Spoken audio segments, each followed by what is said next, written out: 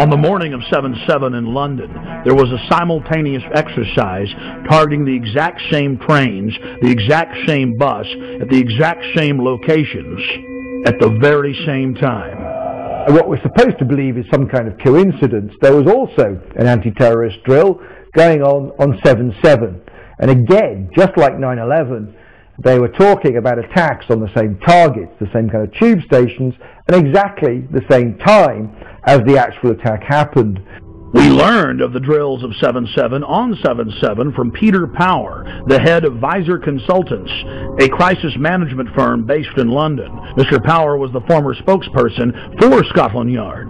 Mr. Power told National British Television, ITN News, about the drills.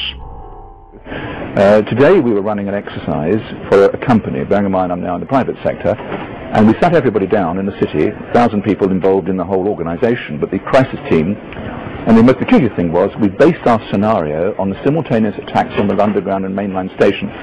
So we had to suddenly switch an exercise from fictional to real. And one of the first things is, get that bureau number. When you have a list of people missing, tell them. And it took a long time. Just to get this right, you were actually working today on an exercise that envisioned virtually this scenario. Almost precisely. I was up until 2 o'clock this morning because it's our job, my own company, Visor Consultants. We specialise in helping people to get their crisis management response. How do you jump from slow time thinking to quick time doing? And we chose a scenario with their assistance which is based on a terrorist attack because they're very close to a property occupied by Jewish businessmen. They're in the city, and there are more American banks in the city than there are in the whole of New York. A logical thing to do. And I've still got how extraordinary today must feel for you as it unfolds. He repeated himself to BBC Radio 5.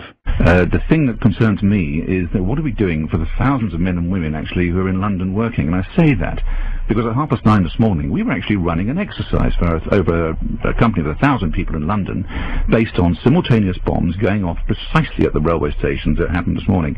So I still have the hairs on the back of my legs standing upright. To get this quite straight, you were running an exercise to see how you would cope with this, and it happened while you were running the exercise? Precisely. And it was about 9:30 this morning. We planned this for a company, and for obvious reasons I don't want to reveal their name, but if they're listening they'll know it. And we had a room full of crisis managers for the first time they met, and so within 5 minutes we made a pretty rapid decision. This is the real one. And so we went through the correct drills of activating crisis management procedures to jump from slow time to quick time thinking and so on.